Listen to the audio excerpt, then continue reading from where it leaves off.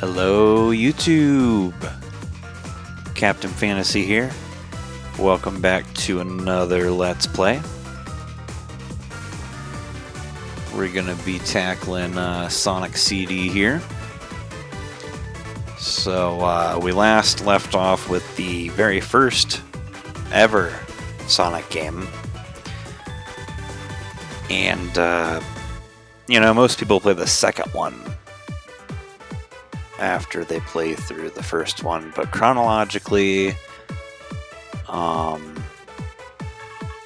lot of fans of the Sonic the Hedgehog series all agree that Sonic CD takes place after the events of the first game, and that's even how Sonic Origins here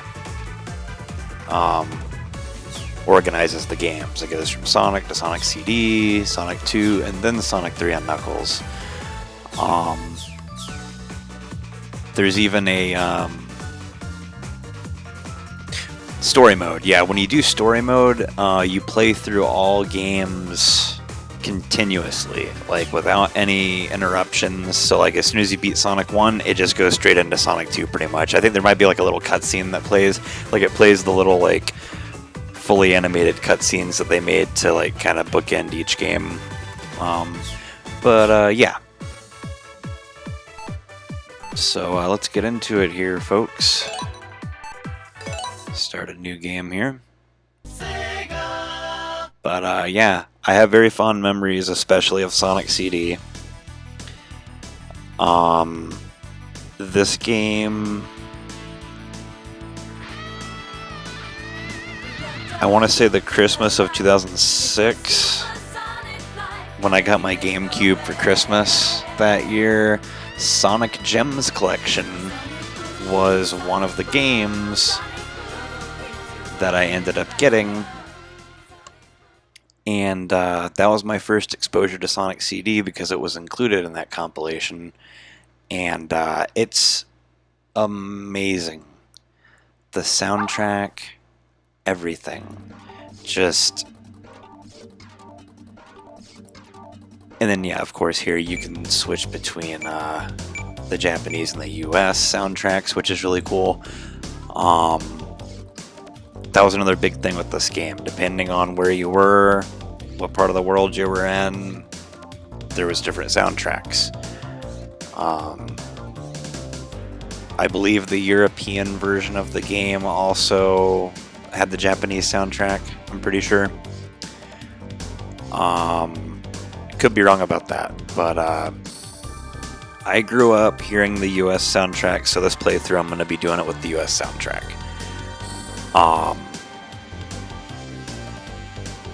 But yeah, like I was saying, tons of just great memories playing this game.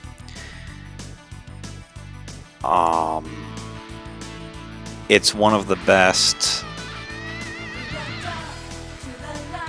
Sega CD games because, for those of you who don't know,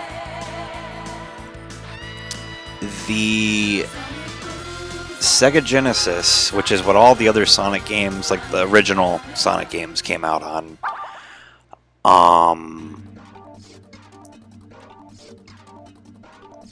like Sonic 1, 2, and 3, Sonic and Knuckles, Sonic Spinball, all that. Those all came out on the Sega Genesis. Sega's that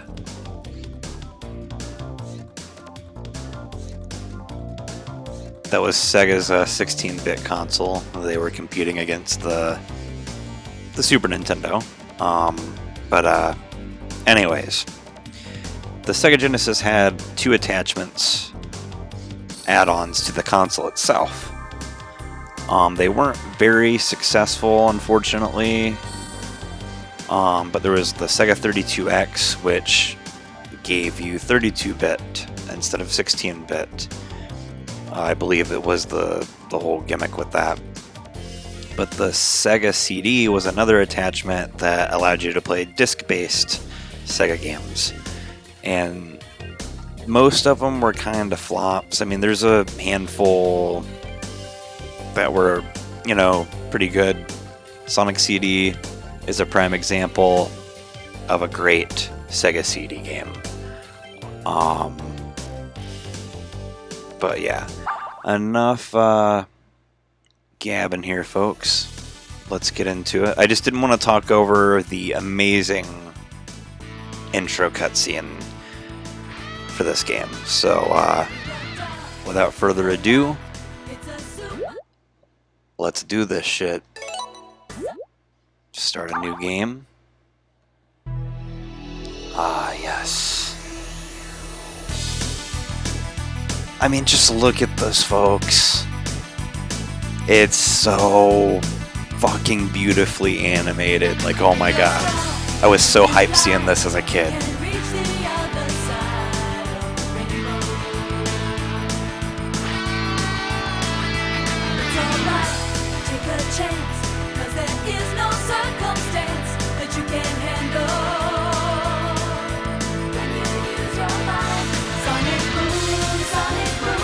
Such a great song, Sonic Boom is.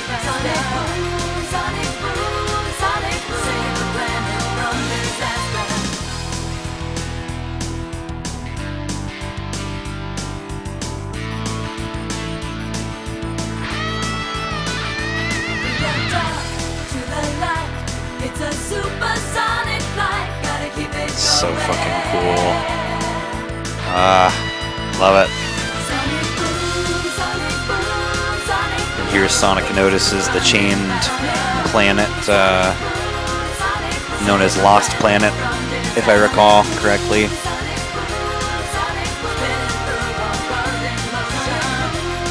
So he ventures onward to the Lost Planet. I think that's what it's called. I'm a big Sonic fan, and any of you really even more hardcore Sonic fans than I am, if I'm not saying that right, if it's not Lost Planet, please let me know in the comments. But I am pretty sure that is what it's referred to. And here we go, folks. But yeah, that little intro cutscene there is just beautifully animated. And it's just a great representation of what Sonic is all about. Like, speed, and just, God, it's just such a fucking great cutscene.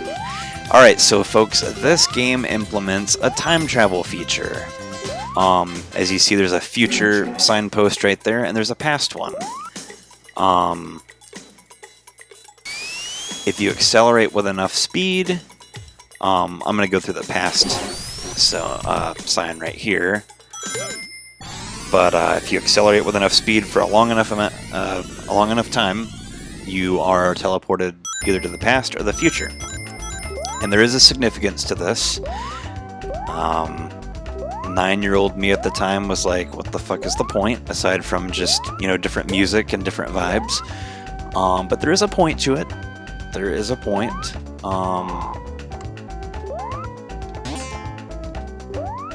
You can definitely tell with the whole time travel thing, they were definitely, the creators of the game were definitely influenced by Back to the Future.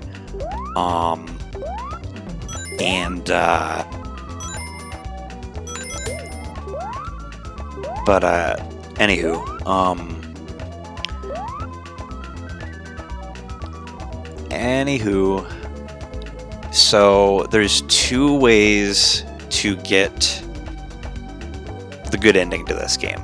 There's not Chaos Emeralds in this game, but there are Time Stones. There's 7 of them, like the Emeralds. So you don't get Supersonic or anything like that. So you can either collect all the Time Stones to get the good ending, or if you travel to the past, there's these, I call them the roboticizers, kind of like old, like the Sonic comics, the 90s Sonic cartoon. They're like robot teleporters, whatever. But if you destroy each one of those in each level, you also unlock the good futures, you unlock the good ending. But I always found the easiest way, because it's not, that you kind of have to do a lot more like scouting around in the levels.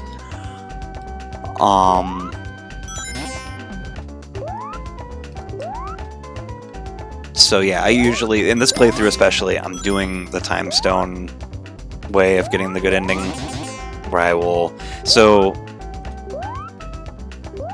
but yeah, you can, there's two ways of getting the good ending.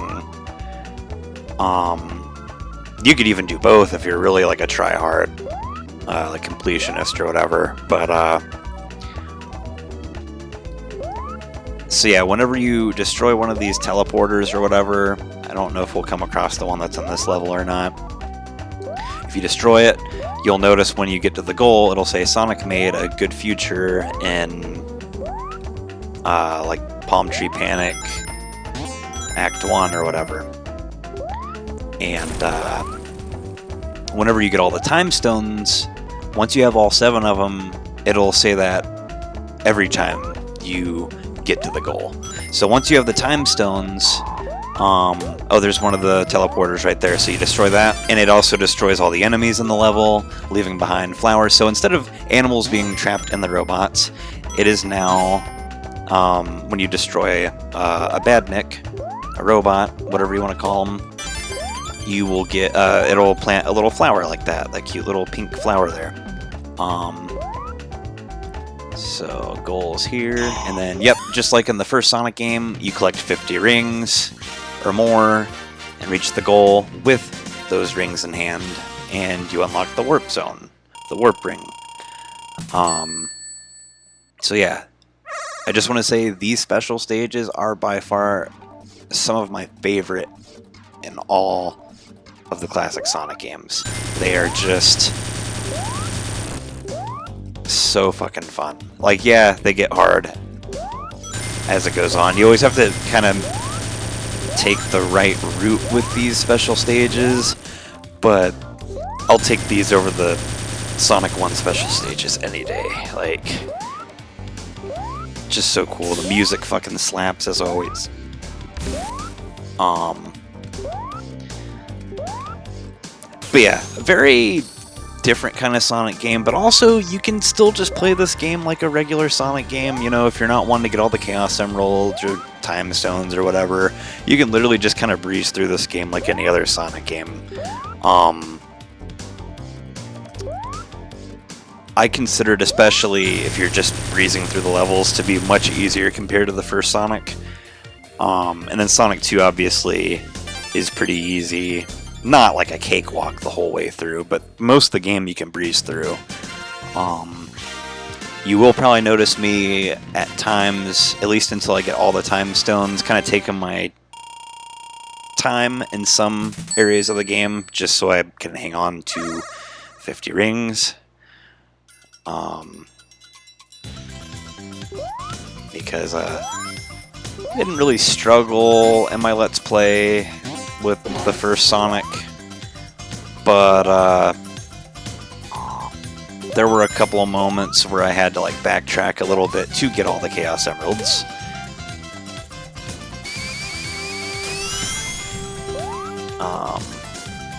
But yeah, this game is amazing. It's one that I replay quite often. This one, along with Sonic 3 and Knuckles. The only way to play Sonic 3 is Sonic 3 and Knuckles, because that's the full game. Sonic 2, I revisit a lot. I like all of them. But, this, along with Sonic 3, I think it's just because I played Sonic 2 so much as a kid. Like, it was the first Sonic game I really played the hell out of. Like, classic Sonic. First one I really played the hell out of. So, I always gravitate a little more towards this one than Sonic 3. But it'll be fun playing through all of these. And then at some point we'll do some more, like 3D Sonic games. Hell, I might even play Sonic 3D Blast at some point. Sonic Spinball, maybe. The last level of that game is just a real fucking pain in the ass.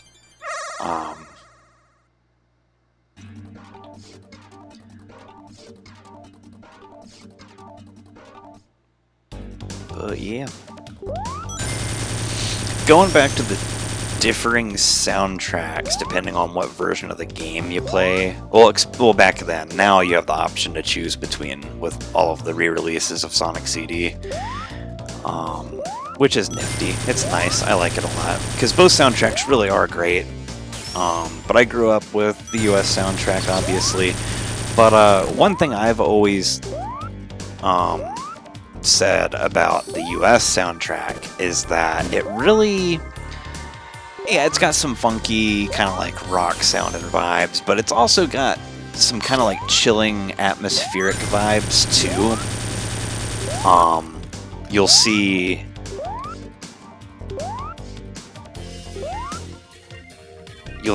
that the boss theme is very like Nightmare Fuel. Just it's a haunting kind of like theme that plays compared to what you're used to in most retro Sonic games, and just that and some other pieces of music from the US soundtrack, it really gives you more of like that post-apocalyptic vibe. Like if you don't get the good ending, if you don't gather the time stones, you know, the Sonic's world as he knows it will end. And that is what this is where I'm really glad that this feature exists. Because I'm talking a lot. There's just a point. I want to finish this point that I'm making about the soundtrack, but the US soundtrack is very like not depressing, but it's very like, especially until you get like all the like good future stuff, like the time stones. There's a lot of just post-apocalyptic sounding music, like very like the world is depending on you to make the future great, you know, like it reminds me of going back to the 90s Sonic animated series. Sonic Saturn is what some people call it, just to distinguish it between Sonic Underground and the Adventures of Sonic. Those ones were good, but the original, the very first Sonic animated series that they did, the American animated series they did, was great, and it had humor in it, but it was mostly like a drama, almost like Teen Titans is, where like it's got humor, but it's like deep at times too. Like Robotnik was very serious and sinister. He wasn't a wisecracking scientist. He was this like he was voiced by Jim Cummings, and he was just so sinister, and it was great. But whenever I play Sonic CD, especially with the US soundtrack, I think of that version of Robotnik. The music is just so gloomy at times, but in the best way possible. Yeah, it's just great. I keep telling myself one of these days I'm going to do a playthrough with the Japanese soundtrack. I have before, it's just been a long time. I'm not going to be doing a full like video again because it doesn't change any of the gameplay elements. It's just the music, but yeah. All right, that one. So yeah, you gotta with these special stages, because I don't think I really explained it very much in the first special stage we got through, but you have to destroy, I think there's 7 of these little UFO things that float around the area, and you have to destroy all of them. And you have a timer. If you go into the water at all, the time goes down drastically. Like even if you just get your toes wet a little bit in the water, like you just graze the water a little bit, it makes it like boom, it'll go from like 25 to 15. And then once you get that little sound there that you heard, once you get to like 20 seconds left, this one spawns in, and this one provides you with more time. See, yeah, I lost some time there. But it is nifty to have that little feature. So these special stages are a little more forgiving than some other ones in Sonic games. But yeah, there we have it, folks. Our second time stone of the game.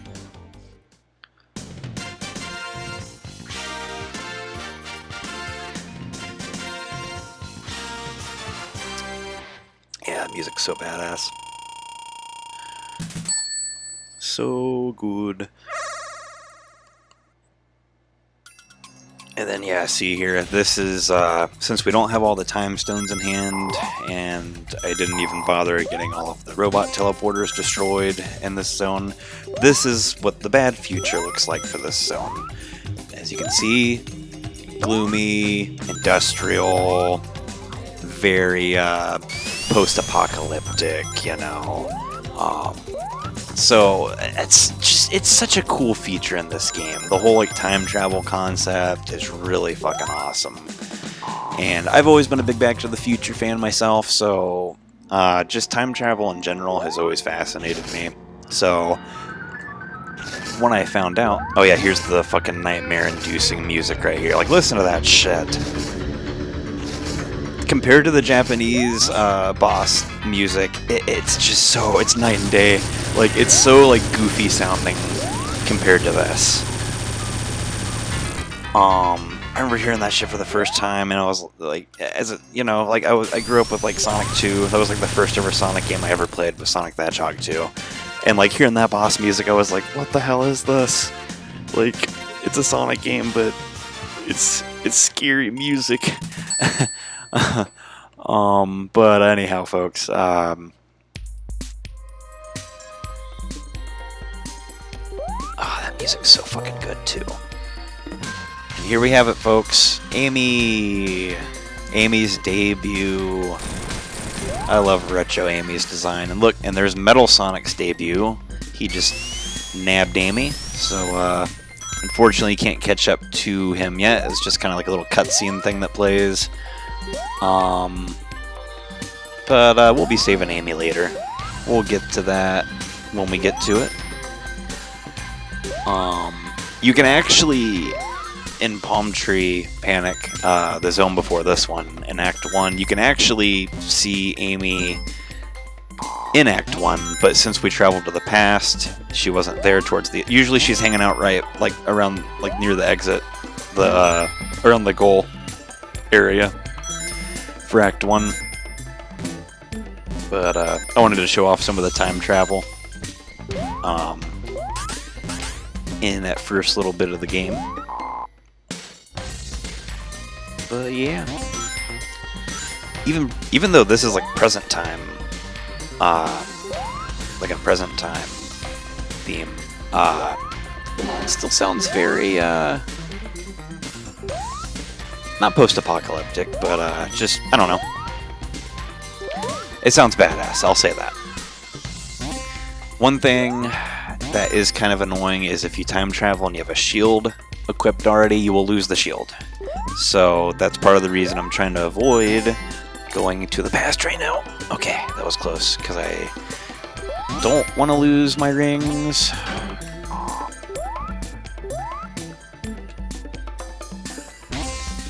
I know I said this game is pretty easy, but don't want to lose my rings.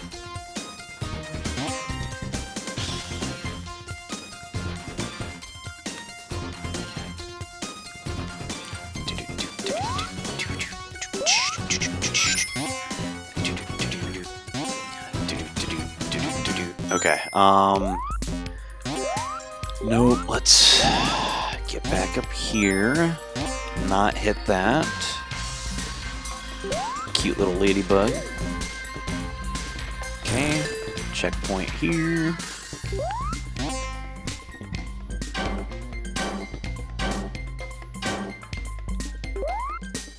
But yeah, I always thought Metal Sonic, I meant to say this earlier, mine's kind of all over the place because, you know, new characters being introduced and whatnot, and me rambling about how much I love this game. But yeah, Metal Sonic, still to this day, is one of my all-time favorite Sonic villains, Sonic antagonists. He just looks so awesome. And if none of you have ever seen, before the Sonic movie came out in, what, 2015? The one with, you know, Jim Carrey as Eggman and everything. which those movies, there's 3 of them now. If you have not seen those, do yourself a favor, even if you're not a big Sonic fan. Watch those Sonic movies. They are fucking great. Each one just keeps getting better. Like, the first one kind of set up everything perfectly. The second one starts incorporating more video game elements. And the third game, the third movie, I mean, is the best so far. But before any of the movies, those movies came out, there was an older Sonic movie. Now, it was not theatrically released or anything, but it came out in '96, and it's just referred to as the Sonic the Hedgehog OVA, original video animation. It was released on like VHS. It was direct-to-video, I'm pretty sure. All of the releases. And if I'm not mistaken, I'm pretty sure it was animated by a lot of the same people that worked on the cutscenes for Sonic CD. And shit, I missed it. Metal Sonic is in that. So it's about an hour long. It's not a huge time commitment, but definitely check it out if you've never seen it, because whether it's the dub or if you watch the Japanese sub, both are great. But Sonic, Tails, and Knuckles are in it, and obviously Robotnik, Eggman, but Metal Sonic is in it, and he's animated so much. You don't see him animated very much in this. Like, you see him very briefly in like the outro cutscene where it kind of recaps the events of the game. God, yeah, do yourself a favor if you have not seen that. Like, and you're a big Sonic fan, and you like anime. Obviously, there's Sonic X. Sonic X is good, especially if you watch the Japanese dub, because the 4Kids English dub was heavily censored, just violence and stuff. They even changed, I think, some plot elements to censor it more.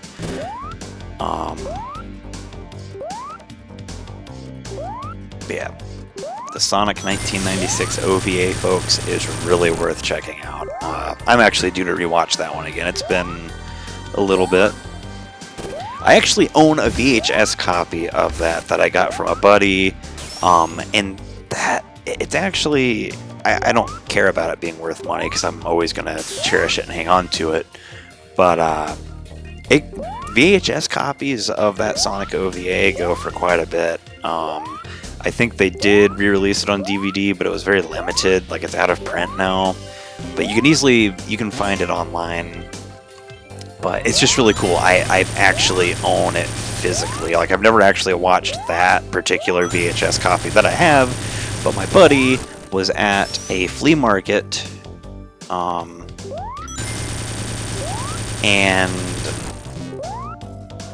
the person that sold it to him, I guess, didn't know it was worth anything, because I think he paid maybe $1 or $2 for it, and he wasn't gonna break the bank over a gift like that for me. I mean, he has got me some really fucking awesome gifts, but that movie goes for a lot of fucking money. So, all right, cool, we did it. Hell yeah. But even my friend didn't know. He was like, "Wow, it's really worth money, huh?" And I was like, "Yeah." But I have it stashed away in I have some VHS movies that I've held on to over the years, but I have it with some of those. It's sentimental to me at some point, because I'm a big retro guy, in case you couldn't tell. I even have like a little CRT TV that I like to use for my retro games at times, just because it hits different. At some point, I do want to get a VHS player, VCR, I mean, because it's just cool, especially playing it on a CRT TV. VHS is just, it's such an aesthetic and a vibe. Like, I dig it. But at some point, I might watch it that way, the way it was intended to be watched. Racking up some points here. Let's get up here. Hello. Goodbye. But yeah, this game is amazing. Let's see if I can... Ah, you little bastard. I'm trying to avoid the future post because I don't want to travel to the future. Because it'll be a bad future. We're trying to make good futures. Fuck. Shit. Alright.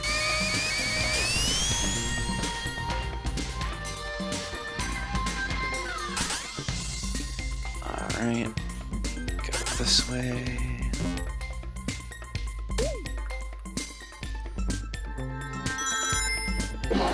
Alright, past is okay.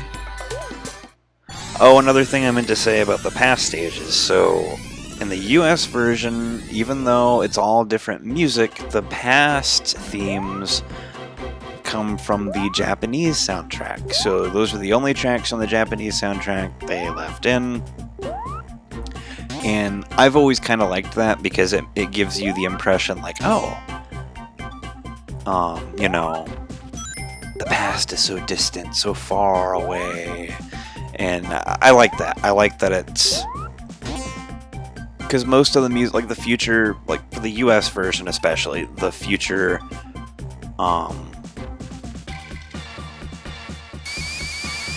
they recomposed the future music as well to,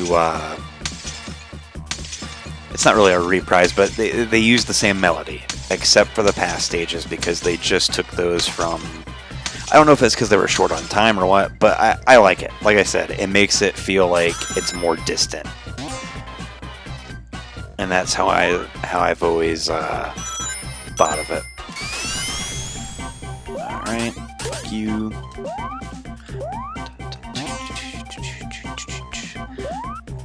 But yeah, I mean to tell you guys, it has been great making this YouTube channel. I've always enjoyed gaming, and I've always wanted to make a YouTube gaming channel. Alright. Alright, that was close.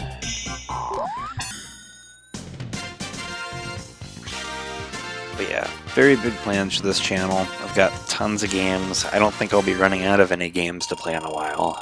There are some that I still would like to acquire, because I'm big into physical media. It's just nice.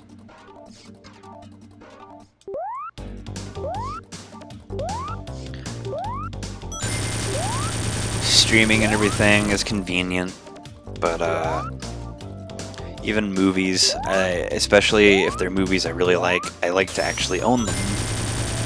TV shows even. Because streaming services, they lose rights, things go out of print.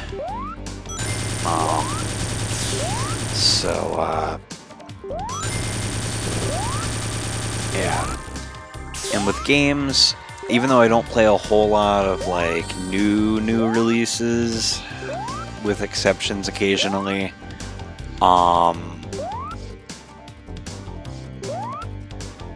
even with newer games, you know, it's like new consoles nowadays. I'm not at all bashing, because I have a PS4. I don't have a PS5 or anything like that yet, but at some point I might get one. But it's just kind of sad that games nowadays, you know, you can't just put the, you know, I know discs are kind of phasing out, like it's mostly just digital, but even when you have physical games anymore, you know, you put the game in the console, and you can't just, it's not like back in the day where you'd get a PS2 game or even a 360 game, like Xbox 360 game or a PS3 game. You pop the game in. I mean, yeah, sure, there were like updates if you were actually connected to the internet and stuff, but I'm someone that didn't always have internet, and I remember like playing PS2, playing Xbox 360, and hey Eggman.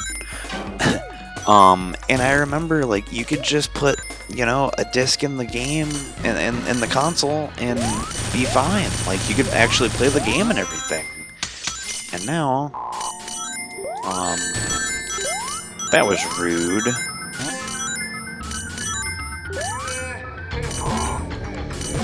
But gone are those days anymore. Unless, I mean, unless you have older consoles, you know, it's just like a lot of, just everything requires internet anymore. Even to play games. Even games with a story mode. Like, you have to have internet to install the game and everything, and it's just crazy. It's just really crazy to me. I think that's one thing that just kind of puts me off from a lot of like modern games. Like, I'm not hating at all. There's a lot of newer games I really would like to play, especially because I really like a lot of like indie horror games and stuff that are being made, and that's always been one of my favorite things to watch. You know, YouTubers play. It's just indie horror. Damn it. But yeah. Yippers. Alright, come on, Sonic. Get your ass up there. We gotta fuck up Eggman. We gotta fuck him up. We gotta fuck him up. Come on, get your ass up there. This isn't even that hard of a boss battle. It's just getting... The thing is, it's a pinball table. Robotnik's all the way at the top, and you have to very precisely kind of aim yourself up here. While dodging, he does like throw some projectiles at you, but you hardly even see those. It's mostly just getting your ass up to the top that's the fucking issue. Alright, come on, come on, come on, come on, come on, come on. Come on, Sonic. Get your... Usually you can, if you do this just right, you can kinda... God bless. Come on. Alright, there we do. We did it. We did it. Ah, there's one of those projectiles I was just talking about. Ain't talking about love. My love is right into the core. Don't know where that came from, but that's just my brain. SpongeBob references and musical lyrics. Alright, come on, Sonic. Get your ass up there, dude. Come on, little dude. Damn it. It's so weird that the bumpers don't always seem to work. I don't know what it is, but... Come on. Come on.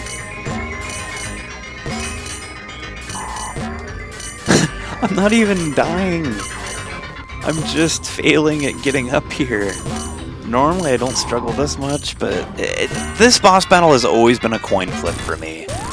Like, I've gotten all the way to the top where Robotnik is, just there, just where you saw. I've managed to do that like as soon as I've gotten in that like little arena before. Not all the time, but it's happened. It's just luck with that boss battle in particular. There's not really a pattern or anything to it. It's just getting lucky. What are we looking at with the time here, folks? Let's see. We've been recording for, oh damn, about 40 minutes now. Okay, I think this is a good stopping point, honestly. I've been trying to, because even with when I did my Sonic 1 Let's Play, I tried to, in each episode, cover like 2 zones at a time. So, yeah, I think this is a good stopping point. This was a good first episode. Didn't take me, you know, 6 attempts on any special stage. I think at most 2 of them. We've got 4 time stones so far. So, at most, I think 2 special stages I replayed at least once. Yeah. But anyway, folks, thanks for watching, and I will see you guys in the next episode where we'll be tackling Tidal Tempest Zone. Peace and love. I'm outie. See you in the next one. Bye-bye.